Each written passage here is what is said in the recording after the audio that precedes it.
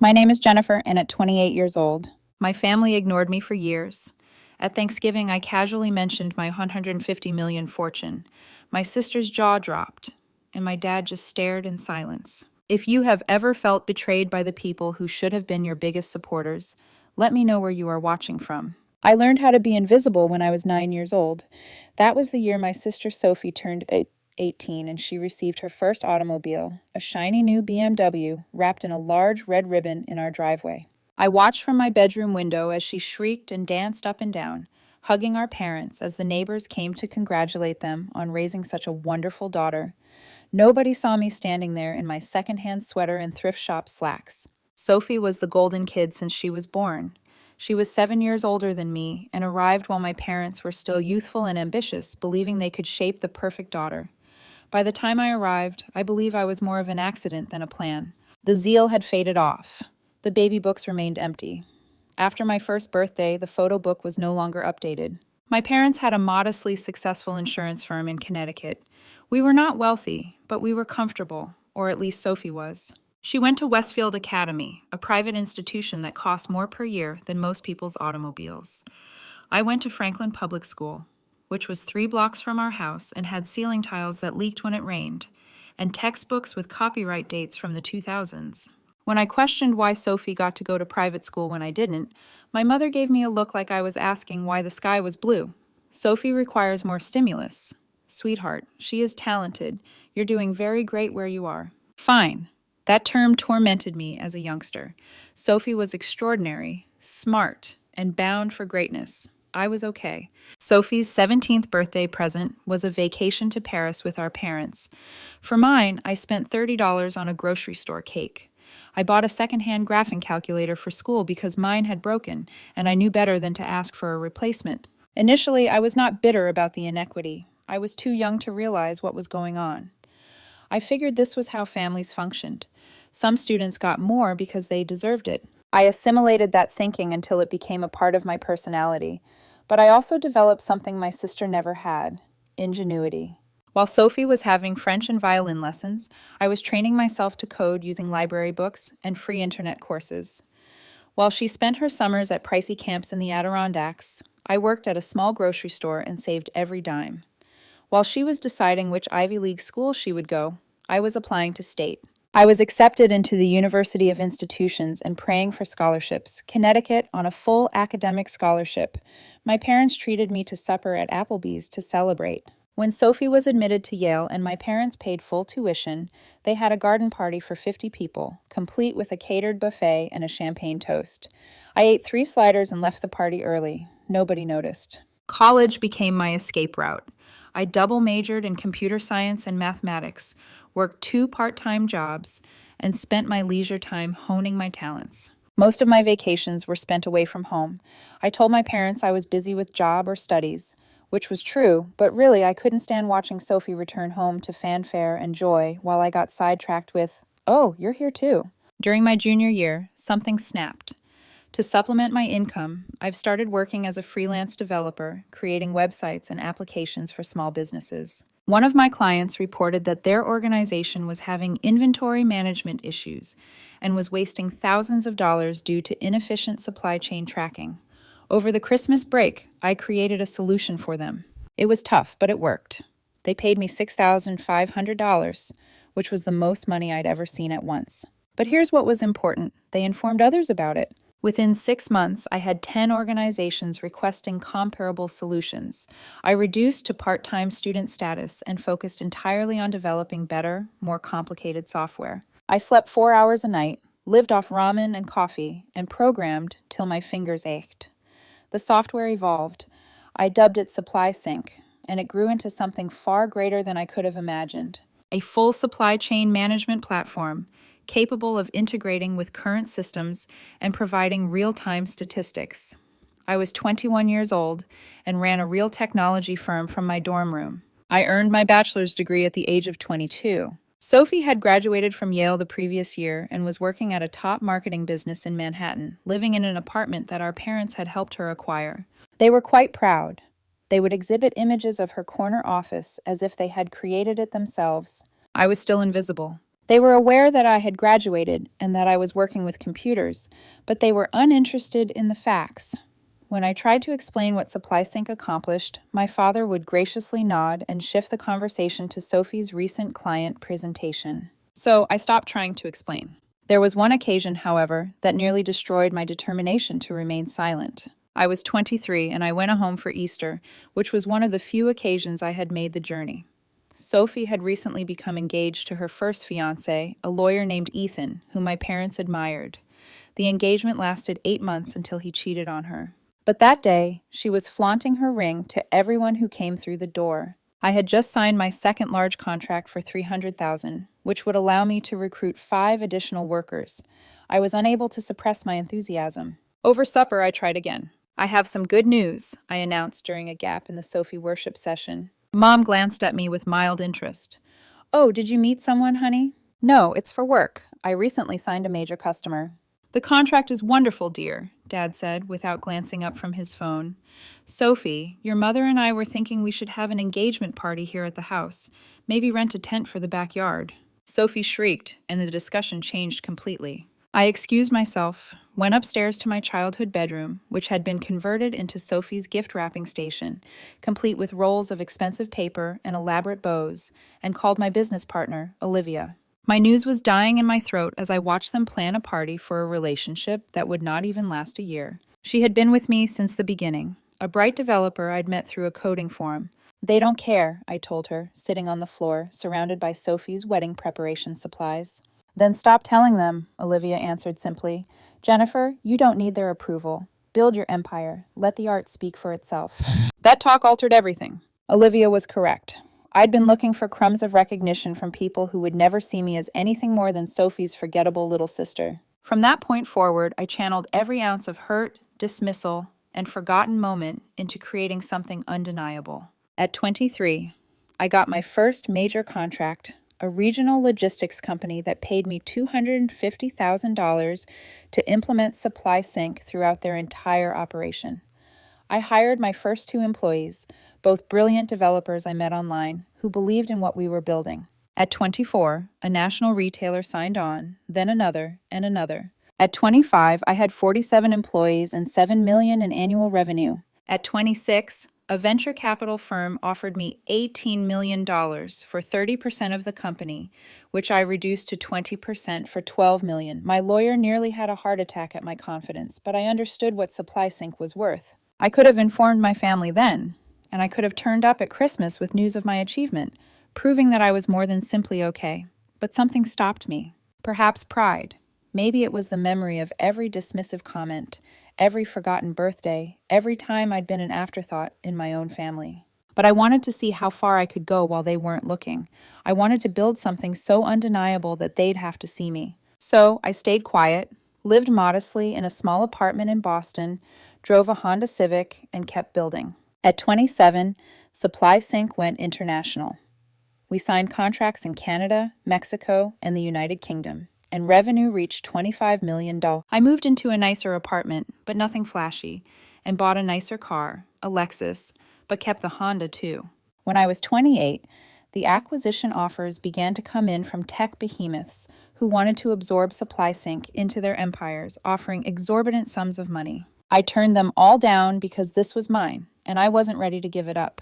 The first $120 million offer came from a Silicon Valley behemoth, but they wanted to completely dismantle SupplySync and integrate the technology into their existing platform, so I declined within 24 hours. The second offer was $170 million from a European conglomerate. Better money, but they wanted to transfer me to Frankfurt and phase out my whole staff within a year. My board thought I was mad. "Jennifer, these are life-changing offers," one investor told me during a heated meeting. "You're leaving hundreds of millions on the table." "I'm not interested in money that comes with conditions that betray everything I've built," I said. SupplySync is more than simply code. It's a team. It is a vision. Claire Matthews, the CEO of Inavix Technologies, was a woman who had created her own business from the ground up, and she saw the value of SupplySync. We met for coffee in Boston, and she presented a plan that honored what I had produced. "I don't want to absorb SupplySync," Claire explained, swirling her coffee. "I'd want to increase it. You remain CEO. Your crew remains intact. We give the necessary infrastructure and cash to become genuinely global. You maintain your vision.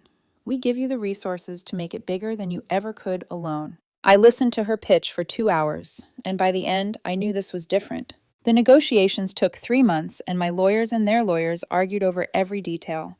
I fought for my team, ensuring generous retention bonuses and equity packages. Claire grinned across the conference table when we eventually agreed on $280 million, with all of my demands fulfilled, saying, "You drive a hard bargain." I battled for creative autonomy, the power to reject choices that jeopardized our essential beliefs, and everything else that was important to me. "I know my worth," I said. "I've spent my entire life having others undervalue me. I'm finished with that." Innovix Technologies made a $270 million offer to acquire SupplySync, but keep it as an independent subsidiary. I would remain CEO and maintain creative control, while they would provide the infrastructure to scale globally. I couldn't refuse the offer. I negotiated up to $310 million, and after taxes, legal fees, and setting aside money for my employees' bonuses, I personally walked away with $150 million. I kept $25 million liquid and invested the rest in a diversified portfolio created by my financial advisor. At the age of 28, I had more money than I could spend in 3 lifetimes, and my family had no idea. Sophie, on the other hand, had become engaged to Chase, a hedge fund manager. My father once suggested I apply for a job at his insurance company because they needed someone with computer skills, and my mother would occasionally ask if I was still programming, as if it was a hobby I might outgrow. My parents were overjoyed, so I flew in for the engagement party, gave them a $300 gift card to their registry, and left before the speeches began. Sophie didn't notice I was gone until the next day. The acquisition closed in October. By November, I'd settled into my new role, signed a 5-year contract with Innovix Technologies, and began planning what to do with my newfound wealth. I donated anonymously to my old public school, funding a complete technology lab renovation, and established scholarship funds. I also purchased my first real piece of luxury, a beautiful house in Brooklyn with a view of the Charles River. But I didn't post about it or tell anyone outside of my close circle. Thanksgiving was approaching, and for the first time in years, I wanted to go home. Not because I'd softened toward my family, but because I'd realized something. Their opinion of me no longer mattered. I'd spent so long desperate for their validation, recognition, and pride, but I didn't need it anymore. I'd validated myself. I contacted my mother to confirm my arrival, and she seemed shocked. "Oh, excellent. Honey, Sophie and Chase will also be there. Chase's parents could come by. It'll be a wonderful family reunion." A pause. "You're still doing that computer stuff, right? Are you earning enough to get by? Your father knows someone who might be hiring." I smiled at the phone. "I'm fine, Mom." "Really fine? That's good. See you Thursday." I packed a suitcase, including one special item, the folder with the acquisition documentation, which I had been storing not for a spectacular surprise. I didn't know if I'd say anything at all, but I wanted it with me as a reminder of what I'd accomplished without them. The drive to Connecticut felt different this time. Normally, I'd spend the entire trip preparing myself for disappointment, preparing to be overlooked and undervalued. This time, I listened to music and enjoyed the fall colors. But there was something else, too, a strange calm I'd never felt before. I kept thinking about a conversation I'd had with my therapist, Dr. Chen, the week before. I'd started seeing her 2 years ago, finally ready to unpack the damage of growing up invisible. "Why do you want to go to Thanksgiving?" she'd asked me. "What do you hope to gain from this?" I had been sitting with that question for a long time. "I think I want to see if I still care," I eventually concluded. "If their opinion of me still has power over me, which it does, then I know I still have work to do. But if it doesn't," I'd smiled, "then I'm free." Dr. Chen had nodded. "Just remember, Jennifer, freedom doesn't require their recognition. You do not have to prove anything to them." "I know," I'd responded, and I meant it. Now, as I drove into my parents' driveway, I felt that reality sink into my bones. I wasn't here to prove anything. I was here to see who I'd become despite them. Or maybe to say goodbye to the girl who'd spent so many years desperate for their love. When I arrived Wednesday evening, the house looked exactly the same, with the same manicured lawn and expensive cars in the driveway. Sophie's BMW had been upgraded to a Mercedes 2 years ago. The same chandelier was visible through the front window, and Mom greeted the door with an instinctual hug. "You did it. Come inside, come inside." Sophie and Chase are in the living room. Sophie looked up from the couch where she was looking through her phone. Chase sat beside her, looking exactly like every hedge fund manager I'd ever seen. An expensive suit even on a casual Wednesday, perfectly styled hair, and a watch that cost more than most people's cars. She'd always been beautiful, tall, blonde, and effortlessly graceful, making people turn their heads. "Hey, Em," Sophie murmured, her focus already returned to her phone. "Long time." "Hey." I laid my luggage down. "How's the wedding planning going?" "Oh my gosh, this is ridiculous. We're looking at venues for next June, and everything excellent is already booked. Mom has been assisting me." "Thank God." Chase's mother, too. "It's basically a full-time job," she remarked, barely glancing up from her phone. Dad arrived from his desk, reading spectacles perched on his nose. "Good to see you, Jennifer. How are things going on the job?" "It is good. Very good." "Do you still have computers?" "Yes, Dad. Still using computers." He nodded, already losing interest. "Well, that's steady employment. I'm hoping for good benefits." Sophie sneered. "Dad, she is a programmer, not a doctor. The advantages are presumably simple." I could have corrected her.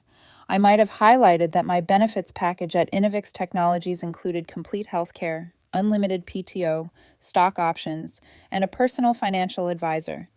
Instead, I claimed they were acceptable. My compensation alone was $700,000 per year, excluding incentives. Thanksgiving Day arrived with the typical chaos. Mom had been cooking since dawn, rejecting help yet whining about how much labor it was. Sophie directed Chase around like he was a staff member, having him move furniture and set up the dining room to her specifications. I helped where I could, mostly staying in the kitchen, chopping vegetables, and trying not to get in the way. Aunt Laura arrived around noon with her husband, Uncle Dan, and their 2 children. Laura was Mom's older sister, and she had always been cut from the same cloth, obsessed with appearances and success. Ryan and Ava, her children, were now adolescents with entitled attitudes that stemmed from never being told no. "Jennifer," Laura kissed both of my cheeks. "Look at you still single." "I see.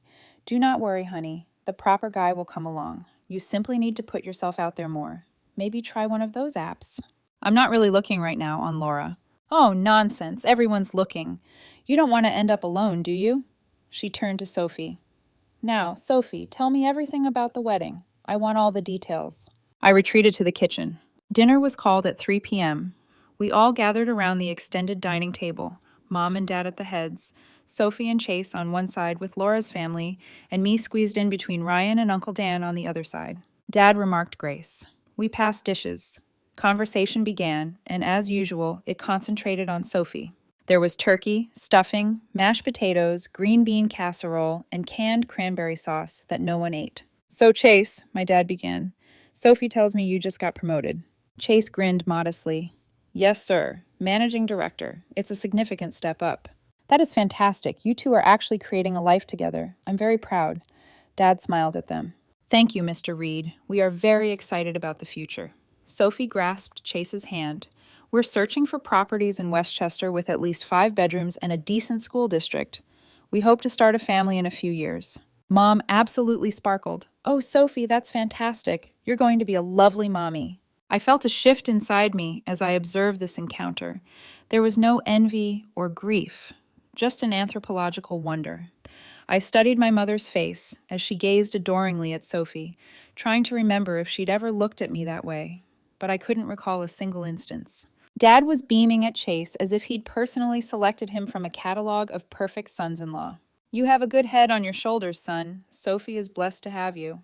Chase smiled humbly, but I noticed a faint smirk. The grin of a guy who understood just how precious he was in this family's eyes. He was the golden son-in-law for the golden daughter, another accomplishment for them to boast about. While building a supply sink, I reflected on my own dating life, which had been sparse. I'd had relationships, a few serious ones, but I'd never brought anyone home. What was the point? So they could compare him to Chase? So my mother could make that pinched expression she gets when I do anything that draws attention away from Sophie? No, I'd kept that part of my life separate, protected, just like everything else that mattered to me. Laura leaned forwards. "What is your budget for the home?" "We're looking in the 1.5 to 2.5 million range," Chase remarked casually, like he was talking the weather. Everyone made pleased sounds. Ryan inquired if they'd have a pool, and Ava asked if she might come. I ate my turkey and said nothing. "And the wedding?" Laura added. "Have you made a budget for it?" Sophie laughed. We wanted to be unique. We're thinking about $250,000. Dad is assisting with part of it, and Chase's folks are also contributing. $250,000 for one day.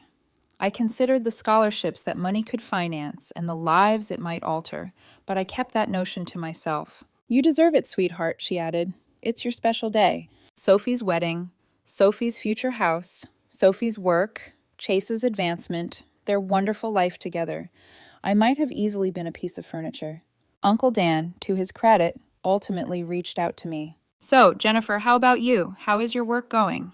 The table became silent, and everyone stared at me with hazy curiosity, as if I were ready to deliver a weather report. It's going well, I said simply. Are you still doing computer programming? Dad inquired. Yeah. That's nice, honey, Mom replied in that tone that actually meant, can we get back to talking about Sophie now? Sophie genuinely laughed. Jennifer is being modest. I'm sure she is doing well with her tiny applications or whatever. Little apps. My software handled millions of transactions every day over 4 continents, but they were little apps. Actually, I heard myself add, I've recently had some changes at work. Oh, Mom said, perking up somewhat. Did you receive a promotion? That's nice, dear. Something like that. Sophie was already looking bored and reaching for her wine glass, while Chase was checking his phone beneath the table. I sold my company, I murmured, and the words lingered in the air for a while. Everyone was still digesting and didn't fully grasp. What is your company? Dad's face wrinkled. I thought you worked for somebody else. No, I've owned my own firm for 7 years. Supply Sync. It is a supply chain management software platform. I was the founder and CEO. Sophie's fingers froze halfway to her mouth. Wait, what? I started it in college. I built it up. We conducted operations in 8 nations last month. I sold it to Innovix Technologies. The stillness was oppressive, and Laura's fork clattered against her plate. I took a sip of water, allowing the moment to stretch. The sale was $280 million, and after taxes and other charges, I cleared $150 million myself. I apologize, Laura stammered. Did you say millions? Yes. That's not possible, Sophie gasped. You are a coder. You live in a little apartment and drive a Honda. I still own my Honda, but I also purchased a Lexus. And the flat isn't small. It's only minimal. I also just purchased a home in Brooklyn. Chase was gazing at me like I had a second head. Brooklyn! Those houses begin at... Mine was $4 million, I responded quietly. Waterfront, 5 bedrooms, 3-vehicle garage. I paid cash. Sophie's face had become white. It's a joke. This must be a joke. It's not a joke. I took out my phone, opened my banking app, and showed them the amount of simply my checking account. $2,500,000, which I kept liquid. The rest is invested. Laura shrieked, frightening everyone. Oh my God, that's real. That's a real number. Mom snatched the phone from my grasp, peering at it as if it could bite her. Her mouth opened and closed like a fish. How are you, Jennifer? When did this happen? I've been developing Supply Sync since I was 21. 7 years. I've had large clientele for 5 years. I just never acknowledged it since no one asked. I looked Sophie in the eyes. You said I was doing fine with my little apps. You were not mistaken. I was okay. Better than fine. Dad had turned absolutely pale. But why didn't you tell us? We are your family. Because you never wanted to know. Every time I tried to discuss my work, you turned the conversation to Sophie. Every accomplishment I had was ignored. Every time I returned home, I was invisible. My voice was firm and quiet, so I stopped trying to be noticed by you.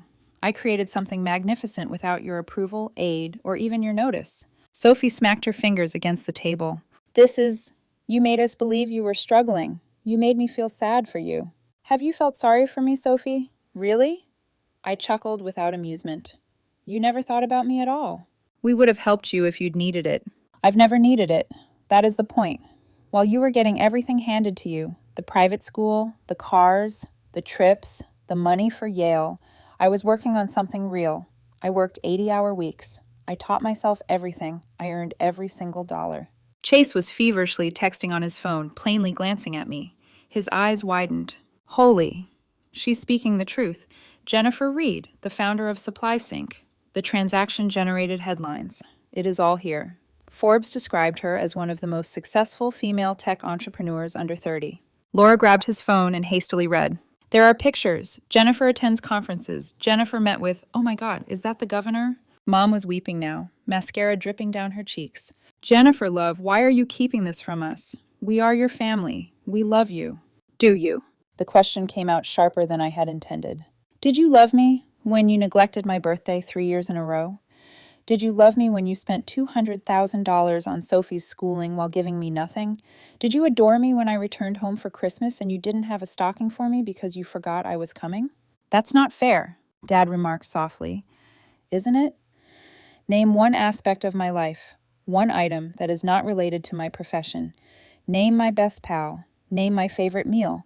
Name something that demonstrates you've paid attention to me over the previous decade. Silence. Sophie's face was flushed, and tears streamed down her cheeks. You're intentionally hurting me. You waited till my turn, until everyone was celebrating my presence in my life, and you decided to steal it. Your moment. I couldn't stop laughing. Sophie, every moment has been your moment. You have been the focal point of every holiday, meal, and family event for the past 28 years. This was not anything I had planned. I wasn't sure what I was going to say, but I am so weary of being invisible. You're jealous, Sophie screamed. You've always been jealous of me. I am not jealous of you, Sophie. I am sorry for you. That knocked her down cold. What? Everything you own was given to you. Your education, career options, and even your job. Dad called in favors to help you obtain the interview. Remember? You've never had to battle for anything, never had to prove yourself, and never had to question your ability to succeed on your own. And now you're marrying a man who makes good money and planning a life that's comfortable and expected. I hesitated. There's nothing wrong with that lifestyle, but it's nothing extraordinary. It is not remarkable. It's precisely what everyone expected you to have, since that's all you've ever learned how to accept, having things handed to you. Sophie leaped across the table at me. Chase drew her back as she yelled obscenities. Laura was fanning herself as if she might swoon. Mom was weeping into her napkin. Ryan and Ava sat still, eyes open. Dad finally discovered his voice. Jennifer, I think you should leave. Yeah. I rose up, tired. I think so too. I collected my coat and luggage, and as I approached the door, I glanced back to see them all gazing at me. Sophie in wrath. Mom and Dad in amazement and possibly embarrassment. Laura in naked jealousy. For what it's worth, I murmured gently, I didn't come here to ruin anything. I came here because I realized I don't need you to see me anymore. I see myself. I know what I'm worth, and it has nothing to do with money, but everything to do with the fact that I built the life I'm proud of on my own. I walked out, and I heard Sophie wailing, Laura's voice rising in excitement, Mom begging Dad to do something. I got in my Lexus and drove away. My phone started blowing up before I even hit the highway. Sophie was calling and texting, screaming at me through voicemail. Mom was crying, asking me to come back so we could talk. Dad was sending stern messages about family loyalty. Even Aunt Laura tried to call, probably to see if I'd invest in whatever scheme she was running. I blocked them all. 3 days later, I received an email from Sophie. It was long, rambling, full of accusations and hurt feelings. But buried in the middle was one sentence that caught my attention. Mom said, "You bought that house with Dad's money, which you must have stolen from the family business somehow." I laughed out loud in my new living room, looking out at the Charles River. They still couldn't believe it, that the invisible daughter, the afterthought, the one who was okay, had accomplished more than they could have imagined. I didn't react to the email, and my lawyer phoned a week after Thanksgiving. Your family's attorney got in touch. They argue you owe them recompense for your family's investment in your education and upbringing. They want $5 million. Tell them no, and inform them that if they approach me again, I will file a countersuit for mental anguish and child negligence. I've saved every transaction, bank statement, and record that indicates just how much they invested in Sophie versus me. I will make it public. I never heard from their lawyer again. Christmas came and went, and I spent it in Aspen with friends I'd made in the tech world. People who knew me for what I built, not for being someone's forgotten daughter. We skied, drank expensive wine, and celebrated our collective success, while my phone remained blissfully silent. In January, I received a message from an unknown number, which turned out to be my cousin Ryan. Hello, Jennifer. I know things are weird with the family, but I wanted to say that what you did was fantastic. You inspired me. I'm going to work hard and create something of my own. Thank you for teaching me that it is possible. I gazed at the message for a long time. Then I said, "Thank you, Ryan. If you ever need help or simply want to speak, I'm here. Create something you are proud of." Perhaps some good will come out of that fiasco of a Thanksgiving after all. Sophie married in June. I wasn't invited, but I saw photographs on social media, and it looks stunning, just like Sophie's fantasy wedding. 6 months ago, I founded a new company focused on AI-driven logistics solutions, bringing in some of my best supply sync employees. I didn't feel anything when I looked at those photos. No anger, sadness, or satisfaction. We're already getting interest from major players. This time, I'm not building in silence. I'm on panels, giving talks, and mentoring young women in tech. Last month, I was invited to speak at a tech conference at Yale. I almost said no, but then I remembered Sophie walking those halls and how proud my parents had been. So I said yes. As I was leaving, a young woman approached me, clutching a notebook and looking nervous. My talk was about creating success from nothing, being underestimated and turning invisibility into an advantage, and the audience hung on every word. The Q&A session lasted an hour because there were so many questions. Hi, Miss Reed. I just wanted to thank you. I am a first-generation college student. I am here on scholarship, and my family has no idea what I am doing. They believe I should have stayed at home, gotten married, and lived a simpler life. Your tale helped me feel less alone. I held her. You are not alone, and you're going to accomplish fantastic things. Do not let anyone make you feel invisible. She went, shedding happy tears. And I understood something. This was better than vengeance. This was purpose. My family still attempts to reach out on occasion. Mom sends cards on my birthday, which is strange because she recalls it so quickly. Dad emails tech articles as if he's always been interested. Sophie sent me a message last month saying she was pregnant and thought I should know. I don't respond, not out of cruelty, but because I've built a life that doesn't include them. I have friends who celebrate my victories and support me through challenges. I have colleagues who respect my expertise. I have a future I'm excited about, full of possibilities I've created. I have peace. Sometimes people ask me if I regret how everything happened, if I wish I'd handled Thanksgiving differently. The truth is, I don't know. Maybe I could have been more tactful, less dramatic. Maybe I should have told them years ago, or never told them at all. But I think about that 9-year-old girl watching her sister get a BMW, internalizing the message that she wasn't worth investing in. I think about every dismissive comment, every forgotten moment, every time I was just Finn. And I think about the woman I became despite all of that, or maybe because of it. No, I don't regret it. I earned my invisibility and then my visibility. And I did it my way, on my terms. The money is nice and the success is gratifying, but the best part is that I finally see myself clearly, which is worth more than $25 million, more than any validation my family could offer. I'm no longer invisible. I'm just now visible to the people who count, including myself and my father. At Thanksgiving dinner, after I broke the news of my $25 million and the acquisition, after Sophie's tantrum and Laura's scream, after all the turmoil erupted, he sat there silently gazing at his plate. He didn't defend me or them. He didn't apologize for all those years of neglect or try to justify the inequality. He didn't congratulate me or express pride. He just sat there, fork in hand, looking at a man who realized too late that he had bet on the wrong daughter his entire life and lost everything that mattered in the process. That stillness conveyed more than any words.